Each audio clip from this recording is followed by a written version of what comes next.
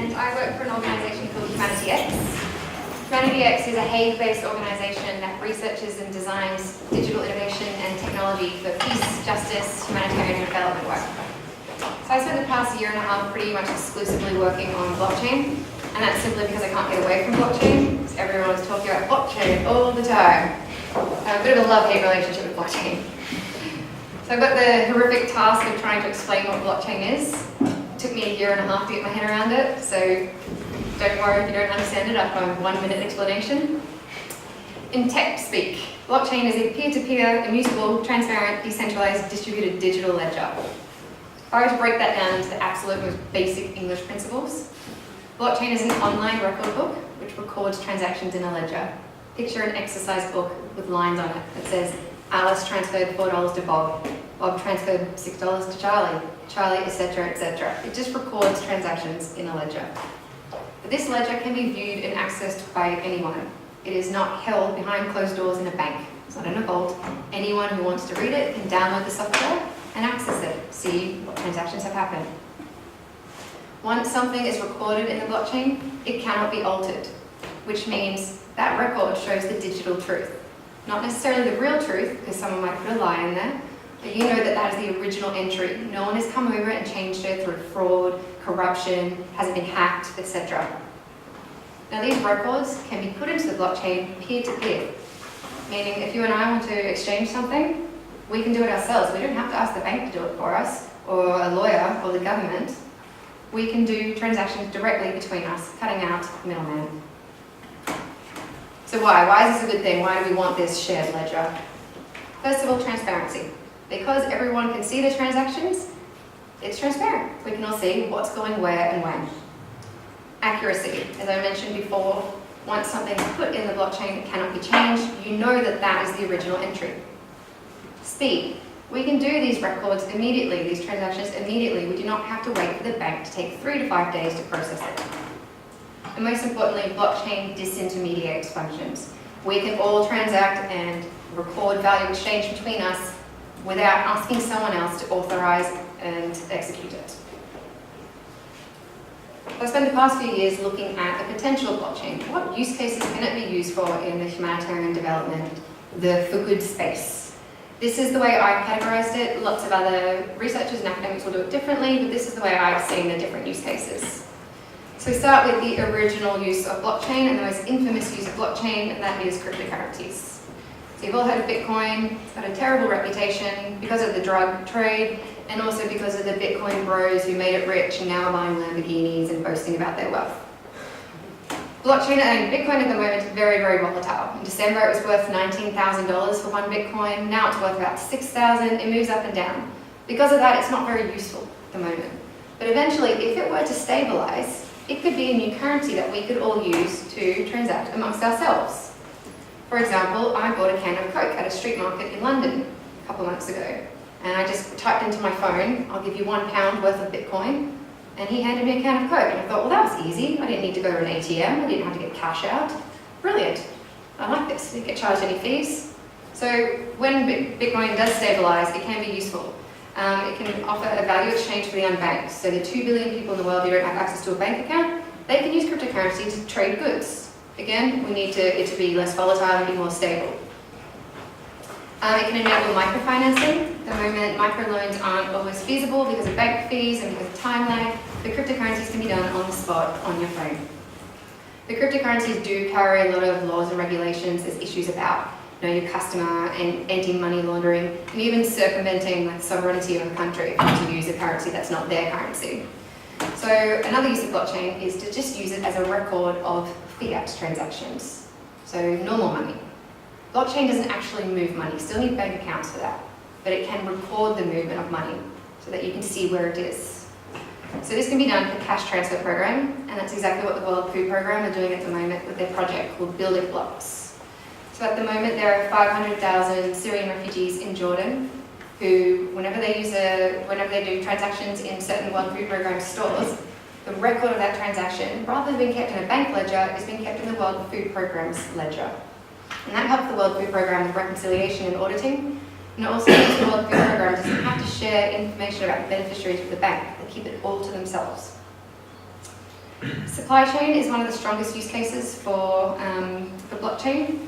So at the moment, your phone probably contains tungsten in it, but you don't know whether that tungsten comes from a conflict mine in the DRC.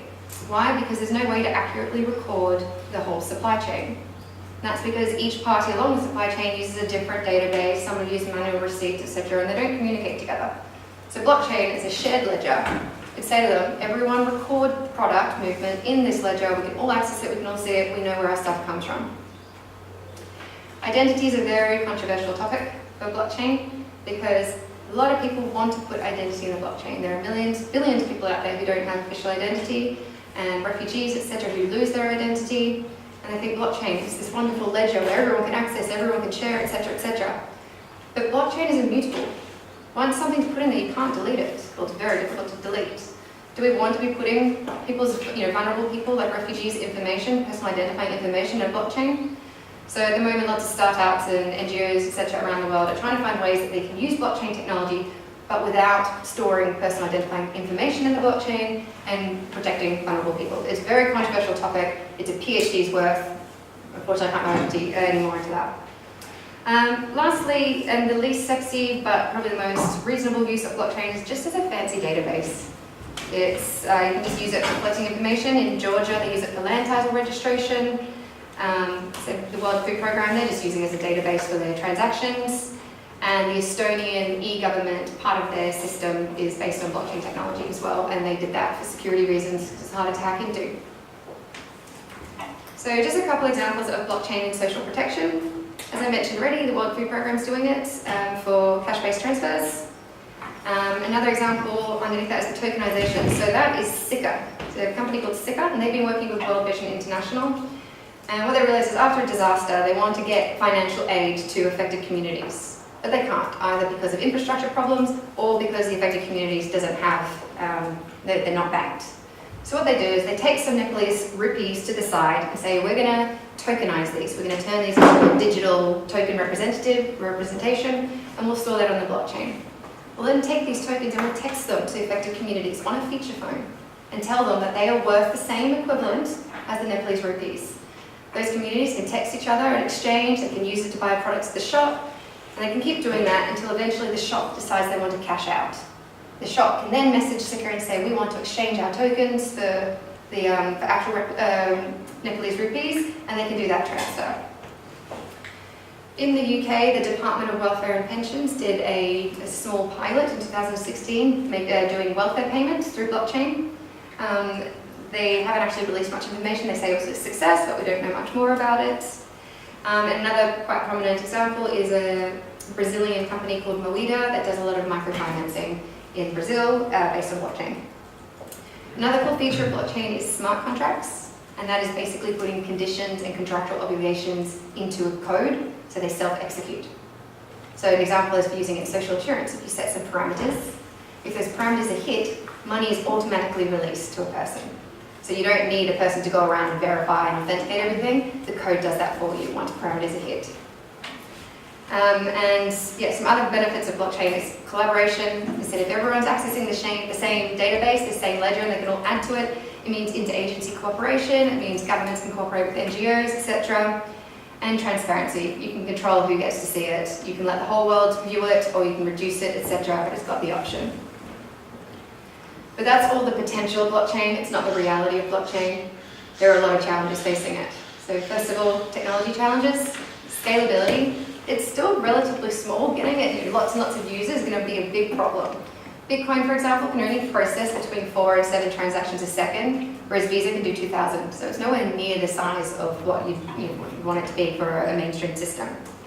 It's immature. There are glitches. People are still working on it. We don't fully understand the technology yet. Privacy and security, as I said, it's immutable. Do you really want to put people's private information in there? What if it gets hacked? We say blockchain can't be hacked, but what if with quantum computing? What if you can in the future? We just don't know. Thank you. There are also some social protection specific challenges. For example, the risk aversion of the sector. We're not the private sector who can fail fast and break things and innovate without fear. There's people's lives that we have to look out for. Do we even want to collaborate? do you think organizations and government agencies want to share data all the time? I did a workshop in London with Oxfam and a bunch of other NGOs looking at whether or not they could use a shared blockchain database for beneficiary registration. And the outcome of the day was that the NGOs all agreed, we don't want to share data with each other. We've got our own policies, our own regulations. We don't think it's there yet. And there was a lady from the International Committee of the Red Cross who said, well, we're not actually allowed to share data during periods of conflict. So that sort of gets rid of that potential. Law and regulations, they're not keeping pace with the technology. Regulators are desperately trying to keep up, but the technology is changing so fast that they can't. So if you were to use blockchain, would you want to risk falling afoul of the law? Funding issues. Some people get grants, innovation grants, or blockchain-specific grants. They go to a pilot. What happens when their funding runs out? These projects are dying. And as a researcher, I see so many projects which got launched and then they just disappear. And I never know what happens to them, no one records it, etc. Who's going to take the initiative? Who's going to put their hand up and say, we'll take the risk, we'll take the costs, we'll start it, everyone else can jump on board? I just don't see who's going to do that.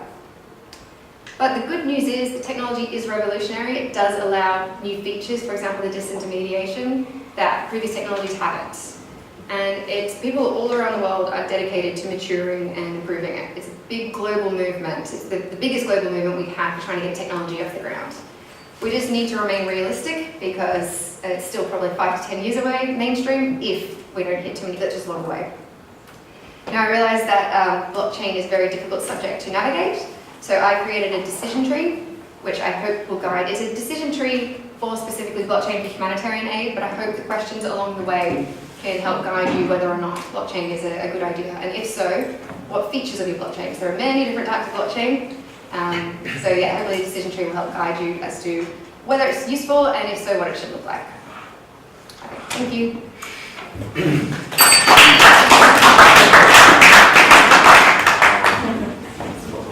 Questions over lunch, I guess.